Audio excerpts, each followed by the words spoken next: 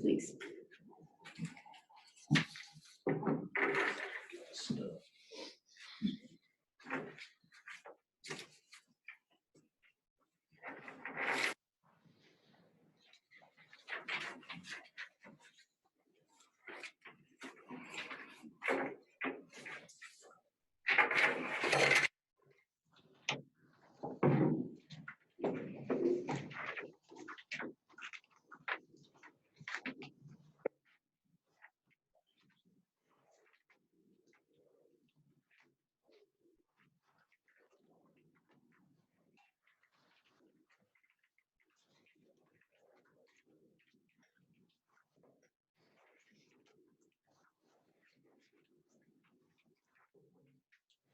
Oh my God, I can't spell.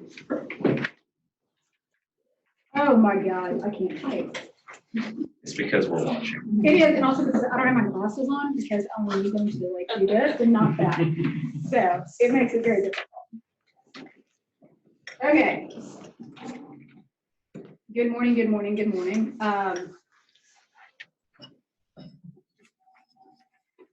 So today we're going to talk about recruitment and retention, which is a crapshoot, as we all know, right? Okay, so the thing I'd like to do is present the PowerPoint, talk a little bit, but then I want feedback. I mean, mostly I'd like us to have like an open discussion about what's worked in the past, what suggestions or ideas you may have that we haven't thought about before. I mean, this is an ongoing process to like improve recruitment. So, all right, so today we're going to review our long-standing processes that we have in place. We're going to discuss the recruitment tools, like I said, and then engage in an open table discussion. I'll try not to read the slides, but it's going to be hard. Okay, so for recruitment and retention, we generally have some pretty basic steps, right? So you know who your subjects are going to be, right? What your pool is, you want to draw from. So then you have to decide, okay, how much do we have in our budget? What is going to be feasible for us and give us the most return on our investment, right?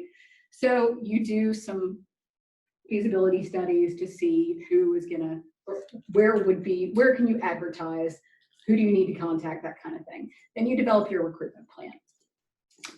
Come on in. So recruitment materials, you're going to create, say that you're doing online ads or, I don't know, TV spots, that kind of thing. You're going to create your recruitment materials. Of course, every recruitment device that you use, any method that you use to recruit a patient has to be approved by the IRB. So you have to submit all of those things. So keep that in mind too. They have, and there's guidelines for what they'll allow. So you can always use those, keep those guidelines in mind as you're developing things, so don't kick back from the IRB a number of times. So there's mass mailing, social media, that kind of thing we'll talk about. Of course, the best one is getting people you know to refer your participants. Okay, and then in retention, because that's a big deal too. And I think often, especially in my experience, people have recruited patients, but then forget that they need to keep them interested. Come on in. All right, who took the pen? Not me. But then we forget that we need to like, kind of like reconsent them every time we see them. It was me. Reconsent them and let them know that we're still here, that we're still interested in their participation, that we care if they're comfortable participating still. Otherwise, they're going to drop out. All right, so recruitment. Every institution has recruitment problems, right? It's not like anybody has figured this out. Generally, I will tell you that research centers that are attached to a hospital and dedicated hospital do much better for recruitment, as you know, because it's like recruiting out of a doctor's office, recruiting off the hospital floor, that kind of thing. Unfortunately, we're not, UT's not set up that way. I mean, we're at ROH and we're at Methodist, but we're still not, we don't have a dedicated research hospital, right? So like St. Jude, I mean, their entire pool is on campus, pool of participants on campus.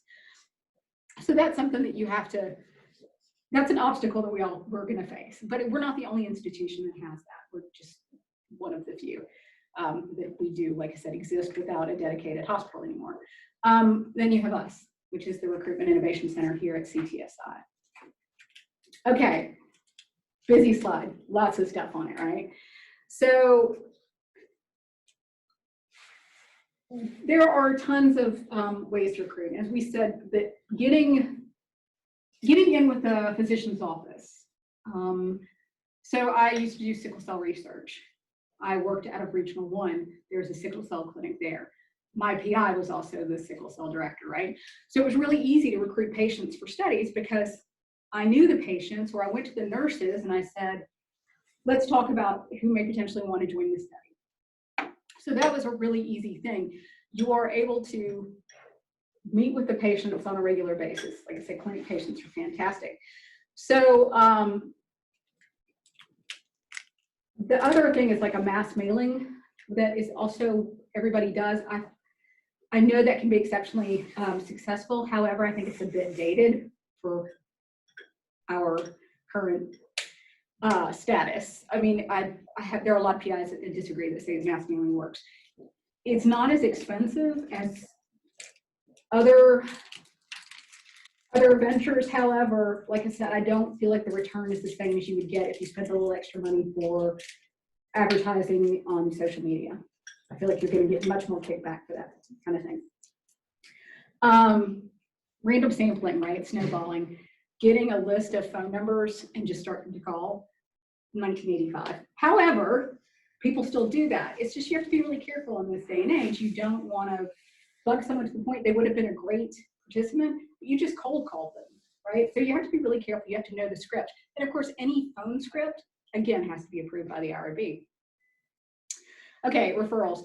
So you may not work out of a doctor's office or have a relationship with the doctor or be associated with the clinic. However, if you contact the staff at, somebody give me a clinic, an OBGYN who you know has an age group, works with like, say, or it's just a GYN, not an OB. So it works probably with women who are over 40. And that's your group. That's the participant base that you want to pull from. Make those contacts, call those clinics, get involved with the staff, take your nurse's candy. Telling you, it's that kind of thing that makes the difference. If they trust you, if you keep them involved, if you respect them, they're going to work with you. But I mean, calling those places is not a hard thing. If they don't want you in the clinic, you can always say, can I put this information in your clinic? Can I put these flyers on a table? And if you're, like I said, if you have a very good relationship with the clinic staff, they're going to refer patients. They're going to say, hey, you might be eligible for the study that a colleague told me about. Here's the flyer for it. Maybe you should call. You see what I'm saying? I mean, it's relationship building. Okay, so again, the IRB. All right, let's talk about that. So everything has to be approved by the IRB. I love our IRB, by the way. Truly, because I think they're good and they try to keep us on track. They can be difficult, but I think they're great. They've helped me a lot in the past. Here's one thing. So say that you have already had a study for hypertension in Asian Americans age 35 to 70, whatever, random, right? On that study, on that consent form, you may have asked, can we contact you for a future study? I recommend putting that in on any consent that you have, because there is a huge base right there, huge patient base to pull from, because they've already said, yes, you can contact me if there's a study that's similar, future contact. That is a huge thing to have, okay? Because like I said, if you're in a field where it's ophthalmology or your dedicated group, whatever clinic you're in, if you've already done studies, you've already established your base, right? But who do you know who to contact? Go to that list of people on the consent form that says, yes, please contact me. Yes, please contact me. It makes a huge difference. Okay. How many of you know about our electronic data warehouse? Okay, so we have EDW, right? It pulls information from, who else in that now? The clinics in Methodist, they're trying to get ROH, Yeah, and then they're supposed to get like Chattanooga, Nashville, some other places across the state. And that's a whole other discussion, and we'll show you how to get to the EDW and to make requests, but you can request, you know, data from them to see where these, is this a good study, is the feasibility there, that kind of thing. Research match. You've heard us mention this before a number of times. It's flailing because no one's using it and no one's volunteering. And I see you laughing because you know what I'm talking about. Yeah. But Julia and them did use it. but- Yes, it's just hard. Okay, so Research Match is a recruitment tool that's national, but it's out of Andy, one of the many universities that are participating. But basically, and I'll show you more on this later in the slides, you can sign up to be a volunteer on Research Match. If you meet a certain criteria, then a researcher who has this criteria can reach out to you and say, hey, are you interested? Can we contact you about the study?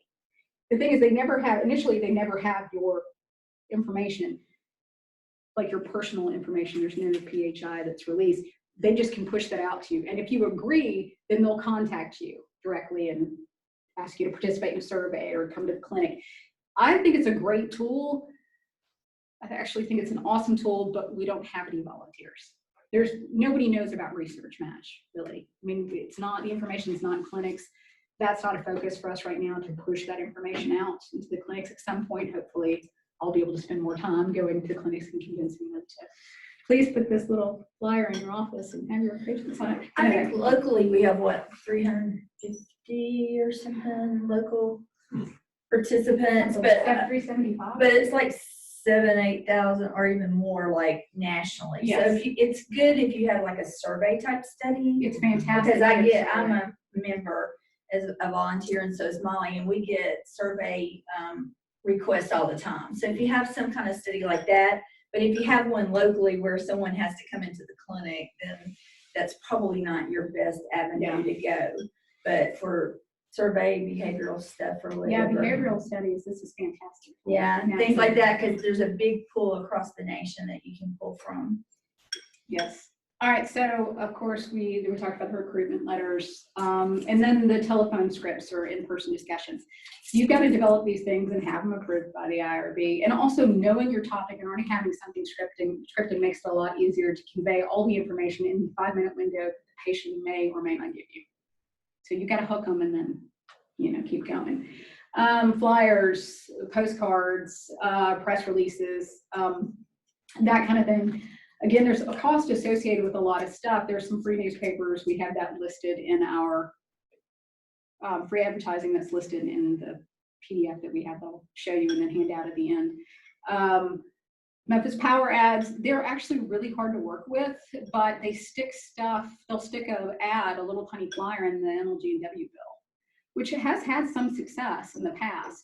It's just trying to get them to respond and to play ball with you is a little difficult. TV and or radio spots, again, radio maybe work better at this point than TV. It all depends on what your PI wants to do. Of course, I think websites are fantastic, and internet ads and pushing that out through social media is fantastic. Electronic mailings, emails, that gets tricky because you have to be able to contact them for their participants in the first place. But this, where it comes in handy when they've said on the consent form, yes, you may contact me for future studies. And we talked about social media. All right, and our website, by the way, has a ton of resources to use. Okay, so whatever you choose, you have to think, how's this gonna fit my budget, and what, let's also do, I'd say, timeline. So say that you've got to recruit all of these patients in 6 months. That's a serious thing to consider.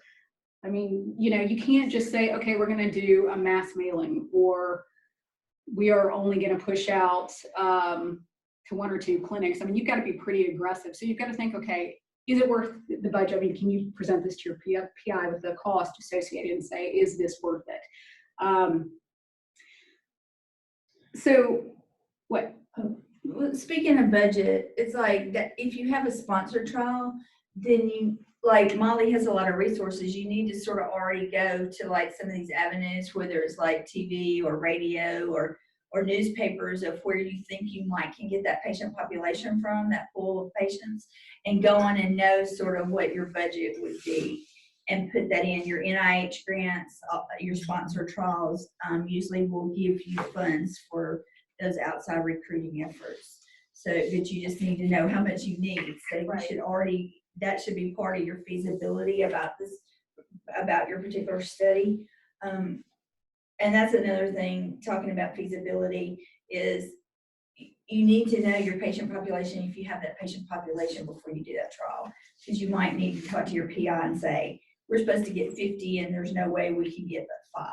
Do you Right. still want to do it? Because that really affects your bottom line or whatever. So feasibility can mean 2 different things. Feasibility, like, do we have are the patients going to be available for us to do the study? And feasibility as, is this type of advertising worth doing? When we worked at Le Bonheur, we had a feasibility checklist that as soon as the, like, say, pharma company reached out to the PI and said, hey, we would like y'all to participate in the study, we could sit down with that worksheet and say, not enough people used it, unfortunately, but you could sit down with the worksheet and say, do we actually have these patients at Le Bonheur? And what was great at Le Bonheur, though, is that we had a database called the PDR where you could request basically a feasibility study. Here's my criteria, they run it, it comes back to you, and you can show your PI list and say, there's only 4 patients in this entire hospital that meet this criteria. There's no way we can get 50 patients in 3 years. Of course, they never want to. CBMI, does the EDW do that? Mhm. Yeah. Okay. Yeah, it's just the different. It's just a different people in the Okay. So dedicated to Le Bonheur. So that's something to consider. Dorita's right. When you talk about feasibility, you have to know what you're getting into, and sometimes that does require that you have to talk your PI down from just jumping at the money, right? Okay. So newspapers and local magazines. So in the weaknesses for this one, it says high out-of-pocket cost, relatively inefficient, cluttered environment. You see all those weaknesses. However, for the Memphis Flyer, even though in this day and age people don't pick out paper newspapers anymore, the Flyer is still pretty active. And since that's a free, newspaper, people do pick it up. So there is the high out-of-pocket cost. It is cluttered because, anybody opens Flyer, it's like overwhelming with just stuff. But if it's the right ad, it's going to catch their eye. So that may not be such a bad avenue depending on your audience. Supposedly, is it, and I have this in the recruitment resources we're going to hand out, but the commercial appeal is still popular in people over 60. Is that what it is? probably. So it's the whole know your audience. If you're looking at anyone over 60, then maybe it's worth it to put in a commercial appeal and not use social media. If it's, anyone between the ages of like 18 and 30, social media and the Flyer, that kind of thing. So it's worth it to consider your population, but not all of these things are applicable to every newspaper. So when you weigh your strengths and weaknesses, it's going to matter. Your audience is going to matter. And that's something you can reach out to newspapers and local magazines and stuff to see who their audience is. Yeah, in there. Because I know when we used to do GYN studies a long time ago, when the commercial appeal was so popular, we put ads in on a Thursday, I think it was, when the crossword puzzle was there, because we were looking for menopausal women, and that was a target. They thought menopausal women worked the crossword puzzles or whatever. So we got a lot of patients from putting the ad in that particular day in that particular section. However, you don't have to be menopausal to do a crossword puzzle. That's right. Well, back then, that was a good place to get them. And another thing, and Molly might have it in here too, but another thing, instead of doing like the white background with the black writing, we reversed it and did the black background with the white writing, because it showed up on that page. It showed up better because everything else was the opposite. So think about little things like that to catch people's eyes if you're going to do some kind of magazine or newspaper ad or a flyer or anything like that. Think about doing something different that will catch their eyes. They just walk by. I don't know if I have it. I don't have it on this page, but one other medium to do advertising is the bathroom ads, and it's actually on the list. But the ads that are posted on the back of the bathroom door or above the urinal. So there is some success with that too, which cracks me up. But again, you got to be able to catch someone's eye. So like Dorita's saying, flipping the font color in the background, and talking to people who already done this and seeing what worked for them. That's a huge thing for me. Why reinvent the wheel? If somebody's already got something that works, use their format. Get their feedback and input, because you're going to save yourself a lot of time. Okay, mass mailing. Now, this is kind of cool, though. Okay, so DirectFX is a company that's here in Memphis that for a certain fee, right? So look at this. They can provide you with some really good information, accurate addresses, the postcards that you provide them what you want to say on the postcards, and they send out the postcard. But for, let's say, $1,300, this is going out to, what I need is a study subjects, male, 30 to 55 years old, African American, with a diagnosis of Type 2 diabetes. thank you. I usually do DM2, and I'm like, why did I do a T2D? What was I thinking? And they'll run the specs for you free, actually. You can ask them to give you a quote, or can you just give me the number of potential participants that meet this criteria? That's not a cost. They'll run that analysis. So for free, you kind of get a feasibility study, right? So then you'll say, okay, how much does the list cost me, because I'm going to mail out my own stuff? Which, don't do that, because postage is a fortune, and we don't have the machines that do that anymore. So what we do, but they're broken, and that's a long story, and there's a whole bunch of cost associated with that. They can do it. They can create these beautiful postcards. They mail them. They handle it. So basically, you just outsourced it, free and minimal cost to reach 4,000 participants. So this is actually a good company. Julia, will you speak to it? You've used them, right? We were just talking about using them this morning in our weekly meeting. Yeah, postcards worked well for us. I mean, we're recruiting smokers, and most of our participants are older, and direct mail still seems to work with those people. I didn't know DirectFX was creating their own list. We used another company called Exact Data to purchase a list, but it could be that now they're getting into creating lists. They're pulling from pretty good sources. So, And on DirectFX, you can use that list again. What's that? yes, you own the list. Yeah, so you own the list. You can use that same list and just say, so you don't have to pay them another $400 for the list. You'll have to pay them to do postcards for your new study or whatever, but you own the list. And the guy that I've talked to a couple of times, and I think he handles all of UT, is this guy named Chris. Really easy to work with, gets back to you in a timely manner. I mean, it's a great company to work with if you're going to use mass mailing. So again, all the information is, we have a digital, by the way, I'm going to be handing this out, or you may have gotten one when you walked in. This is a paper version of our recruitment resources with radio and TV and newspapers, and the demographic it's focusing on, and all kinds of good resources. There's a digital copy of this. So it's got the links built in. So I will email that to everyone that's interested. Okay, here we go with Research Match. Okay, it's a web-based tool, right? So anyone in the United States can self-register, right? Again, we don't have enough people in Tennessee. But it's really not, this whole thing is just not intrusive. So if you sign up, it's not like researchers just have your information. Again, if you ever use this and you're telling, or you want to use this and you're telling your clinics, you have to make sure that they know that PHI, we can't hand that out. I mean, that's not going to be an issue. We will contact people. We're not, the first one of reaching out and just saying, hey, are you interested? But there's no selling of information. Even if they do participate, there's nothing like that. It's a very safe tool. It's very easy to navigate once you put your study on. Well, basically, you submit your study, you submit your approval letter. I take a look at it. If everything's in order, I approve it and it goes on Research Match.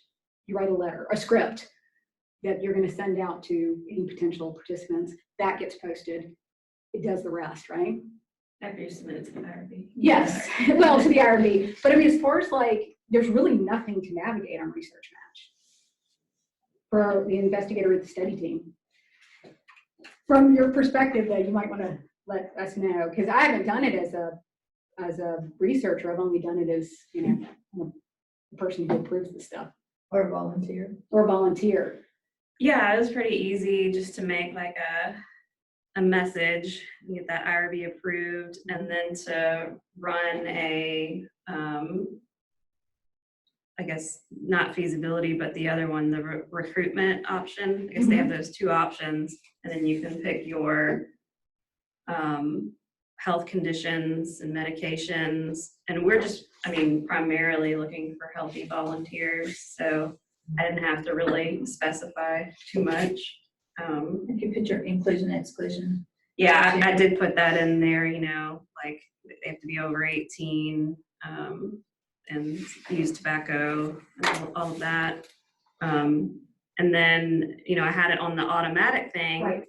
And then I took it off of that. So Yeah. now I just have like a calendar reminder. But again, like you said, there's not enough people in there. We got one call from it when we, you know, initially tried it. So Yeah. So it's not hard. It's an easy tool. it'd be great if they had a bunch of. I know, it'd be awesome. And that's, like I said, the idea at some point, we'll be able to go out and push So research. tell all your friends and family to sign Yeah. up. I mean, So we can get the pool. Yeah, well, I mean, Molly and I get things at least once a week about, do you want, and it's all surveys, of course. And it's like, if, you know, you sort of scan it or you don't have time, you just say not interested, and you never hear from them again. I mean, so it's not, like Molly said, it's not that they keep bugging you or whatever. I mean, it's very user-friendly as far as, a volunteer goes. yeah, it's, And if you don't respond to it, I think it's 3 months, you'll be sent another email. But it's not like you're going to be getting, if you don't respond, you're going to be getting them weekly or monthly as volunteer. So let anybody you know that signs up that it's pretty. I mean, I Friendly. completed a couple of surveys. Yeah. But some of them sort of ask some stuff, personal stuff that is like, I don't want to do that or whatever. So it's just you pick and choose. But I try to help out if I can.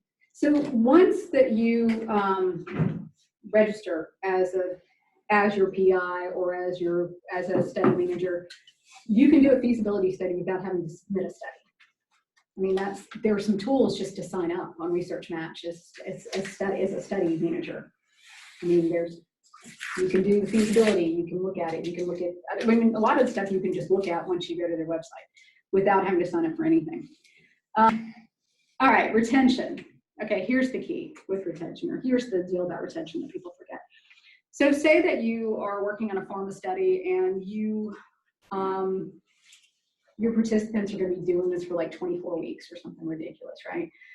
And they have to come in for the first 6 weeks, they come in weekly, right? So you're going to see them at the clinic. You're going to be able to talk to them and that kind of thing. After 6 weeks, they don't come in, they only come in every 4 weeks, right? So you're not seeing them as often. They might need more reminders that it's time for them to come in for their clinic visit. So you have to keep that in mind. If they don't feel valuable to the study, they're less likely to continue to participate. I mean, you know, monetary incentive is great, but we're still asking them to give, 10 mils of blood every 2 hours, once every 2 weeks or whatever. I mean, it could be something like that. So you have to remind them why they're doing the study, why they're important, what's going to happen with this information, what's the point of the study. So I think people forget that because we're so busy. We expect maybe clinic nurses to do that kind of stuff for us, and it's not a good practice to ignore those things. So you formulate a retention plan, right? Okay, so here are where all your participants are in the study. Someone's on week 4, someone's on week 6, someone's on week 12, someone's on whatever. So you keep a spreadsheet. You put reminders in your calendar to flag you when it's time to call Mrs. Jones or Mr. Frank or whatever. These are the things that matter. Being very honest with them about when you consent them. If they don't understand it, you're clear with them, that you give them plenty of time to ask questions, and that you answer them. If they sign up, but they seemed a little freaked out, you don't actually have to be at the clinic appointment. Say they're just coming to give blood or to do whatever, be there anyway, be on site, help them. Because sometimes there'll be studies where it's an extra 3 mils of blood off a standard blood draw. Well, sometimes the nurse will go ahead and pull that and put it aside and store it for you. You don't have to be there. Be there anyway. If you can, be there anyway. It makes a difference. Because those are the reasons people drop out. They don't feel like, they may have felt coerced with the consent form or overwhelmed, so they're signing up for something they don't quite understand. And that's another thing, you're in a clinic, right? And you're a patient, you don't know anything about research. Somebody approaches you, they may offer you a study that seems relatively harmless, and then there's incentive, $25 Visa gift card, right? It sounds great, it sounds easy. Again, they've signed up for something they're not entirely clear on, so take the time, even if they don't want you to. I don't recommend reading through the consent, but highlight each section, stuff in each section that would either prompt questions or open a discussion, or to make sure that you have covered exactly everything that you say. I am very, very, very hung up about a good consent. So is Dorita, because you have to be very, very careful with patients or study participants. They never should feel coerced. They should never feel like they don't understand what's going on. It's gotta be something the IRB can look at, or a monitor can look at and say, oh yeah, you did cover everything with this patient, right? Part of that too is reconsenting, which is not a thing if you don't. Okay, so there's a concept of you reconsent at every patient visit. So basically all you do is you go over the consent form again with the patient, probably not as in detail as you did the first time, but it kind of reminds them what the study's about. So it could be 3 weeks later, it could be a month later, whatever. Now you have to reconsent them anytime the study changes, or yearly, if it's, say they're on a study for 2 years. But if you reconsent them and there's an initial thing, how did you do it? Like you do the initial consent, and then at every visit you have to show continuing consent. So just because they come in for that visit, you can't assume they're giving you consent. So you really need some kind of little statement that says they understand what procedures are going to be done, and they desire to continue to participate in the study. You need that kind of little statement at every visit. It's not a requirement, but yeah, ICH GCP wants you, it's a requirement right there, but you're not actually reconsenting them. Like, they're not signing a consent form. You're just saying, do you understand why you're here today? Do you understand what procedures we're going to perform? Do you have any questions? Do you still want to continue to participate? That's it. And you just make that little statement. We just used to have like a little checklist to say that we covered those things, and the patient, agrees to continue participation or whatever. Because the thinking is, you can't assume, they want to continue, because they might come in and really not want to do that blood draw, but they're embarrassed and they don't want to tell you that, and then somebody comes back later and says, I really didn't want to do that, but I felt pressured to do it. So it's really a protection for you too, to do that, just simple little statement at the beginning of your subject visit. And also, if you make it a little bit less formal, and then you also tell them what to expect at the next visit. This is how you retain your patients, right? You meet with them, you tell them, okay, do you know what's going to happen at this visit today? You get through that visit, okay, this is what you need to know for the next time. If you have any questions, call me at any time, whatever, and walk it through with them. It's going to help. It's all establishing rapport. Yes. Your patients have to have trust in you, and you have to establish that rapport with your subjects, or subjects, patients / whatever. Yeah. So basically, we just talked about all that. So, as you know, good informed consent discussion, revisiting the consent, being there for the visits if you can, always being welcoming, never being in a hurry, and then check in with them, right? So it could even be, say that this is on the consent, can we contact you for a future study? Say that the study's already over, but y'all got another one in the works. It'll probably be approved in 6 months. It wouldn't hurt you to go through your previous patient subject list and call them and say, hey, we have something coming up. Can we contact you in a few months? Again, establishing rapport and keeping it. Okay. Same deal. Time spent is the key. Spend the time with your patients. And there is a study, I will be glad to pull it for you. There's several if you want to do a meta-analysis on your own, where higher patient participant satisfaction does equate to higher retention. It seems like common sense, but if you don't know what you don't know. So if you're new to research and you don't know that you can have that kind of relationship, or you can use those tools, then how would you know, right? Or what's the norm for a coordinator at a clinic, right? You may not know that you can be there for the blood draws or for the site visits. I mean, you may not know that. So it's things like that, time spent with your clients. Okay, resources and contact info. So we have a Blackboard page that anyone can access that's got a ton of stuff on it, not just for coordinators, but also for your investigators. Lots and lots of links to NIH sites and other universities that also have CTSIs. There are example forms for the consent documentation if you want me to form your checklist that you've done everything during the consent process. I mean, there's all kinds of tools on there, so please visit that. And of course, our website and our contact information for the direct phone here, although you can all just call me or Dorita directly, doesn't matter. Okay, what do you got? Give me something. Give me questions. Do you have anything extra on this? Yeah, I'm getting ready to pull that out. Yes. Oh my God, there we go. No, is that it? Did I pull the wrong thing again? I thought that's a PDF. Oh, It's right above it. all right. Oops. I think we're only one person left. Okay, so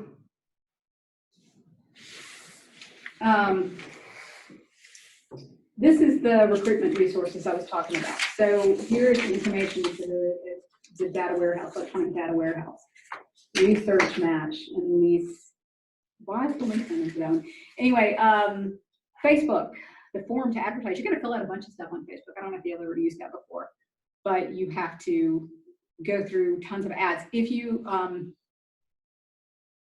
advertise on Facebook, you're also advertising on Instagram because they're owned by the same company. You've got to, of course, you know all that.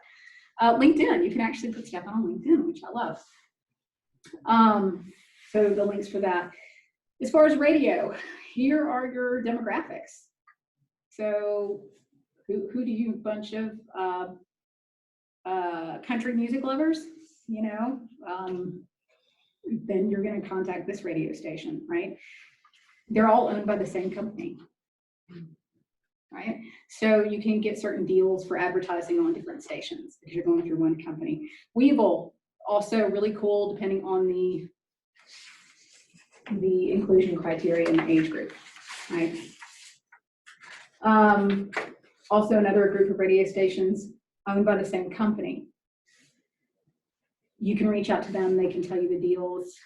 It's usually one person that handles this. So when you call that number, you're gonna talk to, depending on the region that you want to advertise in, say that it's urban Memphis or the tri-state area, it's like two different people.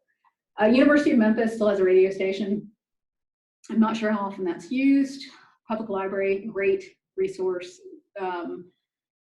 but they don't do a lot. Again, radio, TV, all your contacts there. Memphis Flyer, here's your contact information. Memphis Magazine, Memphis Flyer, owned by the same company. Commercial Appeal, Best of Times. So is that Collierville? I think so. Collierville. And again, here, look at your age group here. That's a free little newspaper you can pick up at various locations in Collierville. The inserts for ML, G&W, and we're missing some links here. Annual health fairs and expos, and we didn't talk about that, but so we went to, what was the name of that? Was that the 901? We went to a health fair, God, when was that? 6 months ago? We set up a table just for Research Match. So we could hand out flyers to people and say, please sign up to increase our volunteer base for Memphis. We handed out flyers, haven't really had an increase in Research Match. But again, a lot of times you can get a booth there. There's a couple of agencies here in Memphis that do like a fair or a health fair for cancer survivors. You can call them and pay like $150 to get a table and set up a booth. You hand out some trinket, some candy, something, and then information, and you hopefully get someone who will come and talk to you, and then you can tell them about the studies. You can also do this with another study group. So say you both have cancer studies going on or smoking cessation studies. You don't want to compete, but if the subject could sign up for both, then group with these people, split the cost, go to the health fair, right? The restroom things I was talking about, the restroom ads, contact info for there. Malco, you can always advertise at Malco, and sometimes they run ads, of course, before the movie. I always watch because I'm waiting for previews. Grizzlies, AutoZone, Park. There's tons of options for advertising. Cost does vary depending on what you want. So anyway, I will send all of this. Like I said, all the links are built in. Marketing put the links in for us or reformatted it for me, and I think we lost some links, so I'll make sure they're all working before we send it. All right, give me some feedback and tell me what's worked for you in the past. Nothing. Okay. No, what I was thinking was that we have tried the vast majority of those. I went through and I was looking at it, and I feel like we've had a little bit of, had some people from each of the methods, except for the movie theater. That didn't work for us. No. I don't think we got a single call from that one. Yeah. I mean, we were talking the other day about, I think somebody was saying something about how, you know, you got to be able to pick up your phone and call, and like, you know, it's usually away at the movie, and Yeah, that's a good point. sometimes, I don't know, we made the flyers with the tear off numbers, you know, because you see the number, but are you like, you know, gonna jot it down or you remember it later? So Right. That's a good point. Is there anything that we haven't thought of? Is there anything you've done in the past that has worked that we're totally missing here? Because, you know, we need that information too. It's different with ours because we're recruiting acutely sick patients directly out of the hospital.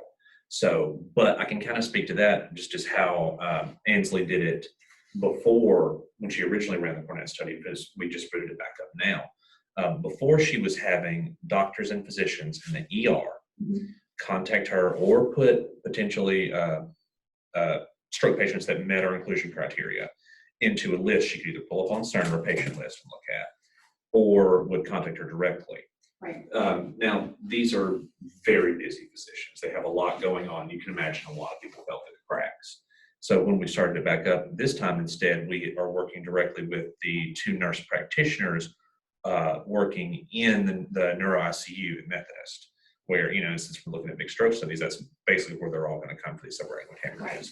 And we have had, I do not think, knock on wood, we have missed a single potential subject yet since we started to back up.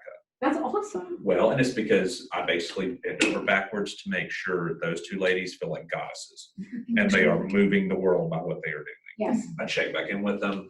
And so we've got the CRC over there picking up samples for us on Tuesdays and Thursdays. I could have them pick up all the samples except for Saturday and Sunday, but I only have them pick up Tuesdays and Thursdays.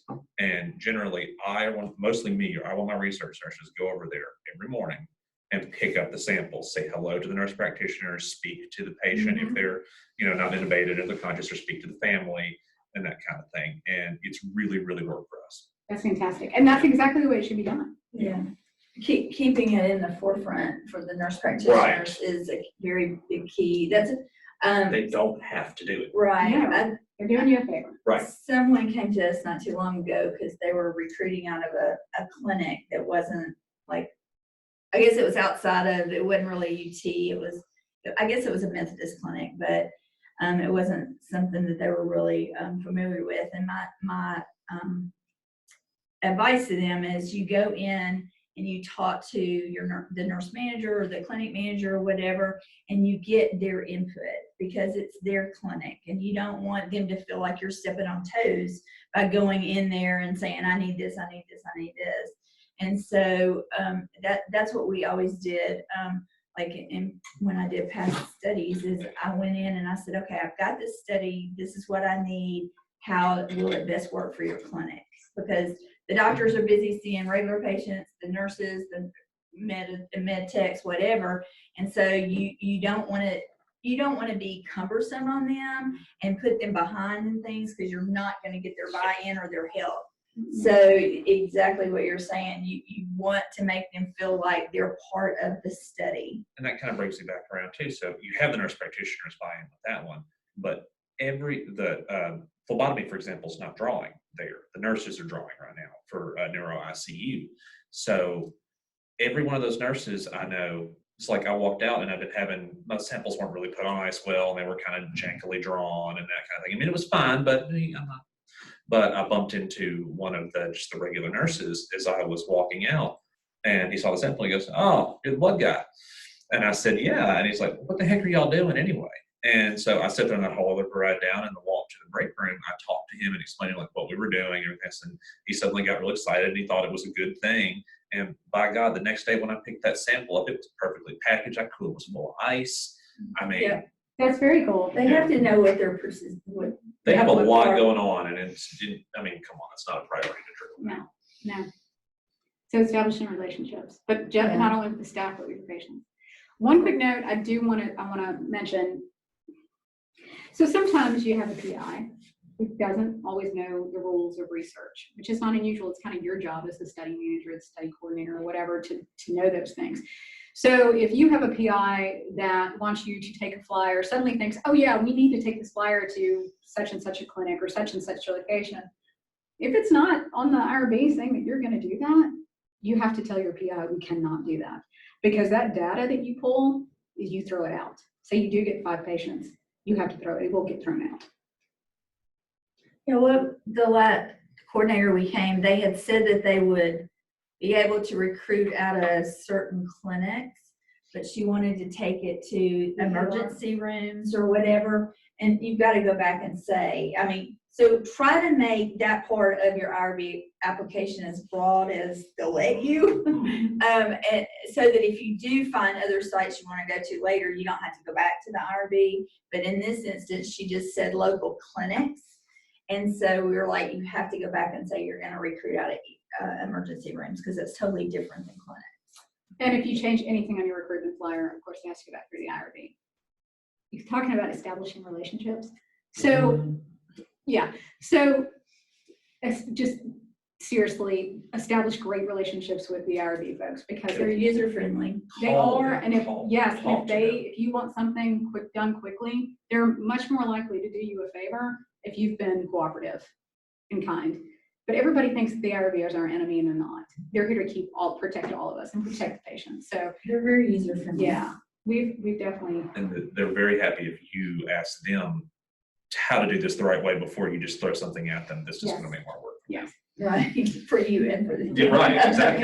Yeah. My stuff goes through real quick because they all know my name. Well, there you go. Plus, you know what you're talking about. All right. Anybody got any questions? Not to dominate, but I did have one question. Well, come on. It's about the research match. So, so say my normal control study, right? Mhm. Which I might be able to get something out of that. Can I go in as a study manager or coordinator and do a feasibility before amending my IRB, just to see if it's worth it to amend my IRB? To say, okay, so I don't have to amend first before I look and see if it's worth it. Mhm. Okay, Because cool. you're not recruiting anything out. Right, okay, just making sure. Yeah, I mean, and it's a pretty good tool. I'm not sure like how much they get back from that, but yeah. No, I'm looking for small, and mostly I'm looking to round up my demographics here, Sure. because I'm recruiting on campus and I can only have so many medical students and there's people of a certain status. Right, so that slot's full for me now, Okay, so gotcha. I'm looking to be picky now. All right, yeah, so you can do that. Cool, thanks. All right.